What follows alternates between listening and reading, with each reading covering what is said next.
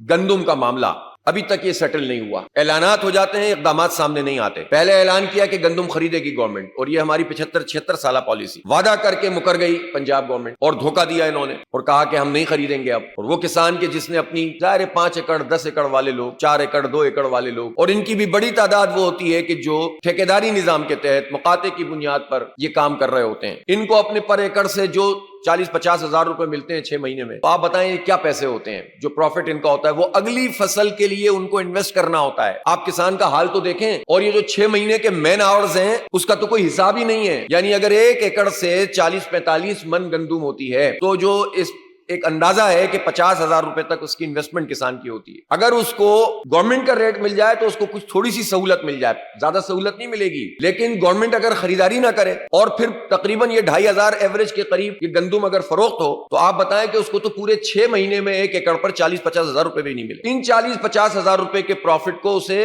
استعمال کرنے سے پہلے اگلی فصل کے لیے انویسٹ کرنا ہوتا ہے, جبکہ اس کی محنت جو پوری 6 مہینے کی ہے نومبر سے لے کر اپریل تک, اس کا تو کوئی پوچھنے والا نہیں ہے کہ اس نے کتنی محنت کی ہے. تو یہ ظالمانہ نظام ہے. اور یہ زراعت میں بھی بڑے بڑے جاگیرداروں اور وڈیروں کا سسٹم ہے جس میں چھوٹا کسان اور ہاری پستا ہے. اب گورنمنٹ نے یہ اعلان کیا کہ ہم 400 ارب روپے کا پیکج دے رہے ہیں. کہاں یہ پیکج قوم کے سامنے لائیں, نظر پتہ تو چلے کہ یہ کسان کو کتنا ملے گا. اسی لیے جماعت اسلامی نے اپنے تمام دفاتر کو, جو ہمارے تحصیلوں میں, یونین کونسلوں میں اور ڈسٹرکٹس میں, جہاں جہاں بھی ہم نے کہا ہے کہ یہاں پر آپ ایک باقاعدہ ڈیسک بنائیں کسانوں کو سپورٹ کرنے کے لیے, اور تمام کسانوں کا ڈیٹا جمع کریں, اور ان کو فیسلٹی پہنچانے کے لیے گورنمنٹ سے لڑیں کہ جو دعویٰ گورنمنٹ نے کیا ہے اب کسانوں کو وہ ریلیف ملنا چاہیے. جہاں لوگوں کو یہ, میں کسانوں سے بھی کہتا ہوں کہ اگر کہیں پر وہ یہ دیکھتے ہیں کہ ان کو یہ ریلیف نہیں مل رہا اور گورنمنٹ پیسے نہیں دے رہے, گورنمنٹ کے کسی کے پیسے نہیں ہیں, یہ ہمارے ٹیکسوں کے پیسے, اور اگر وہ نہیں دیتے ہیں اور یہ بندر بانٹ کرتے ہیں, تو جماعت اسلامی کے جو ڈیسک ہے اس میں کمپلینٹ کریں, انشاءاللہ ہم ان کے لیے لڑیں گے. اور ایسے سارے لوگوں کو بے نقاب کریں گے جو گورنمنٹ کے ٹاؤٹ بن کر اور ان کے نمائندے بن کر کسانوں کو بھی لوٹنے کی کوشش کریں گے, اور ان کا بھی ایک بھتہ طے کر دیں گے کہ اتنے پیسے دو گے تو اتنا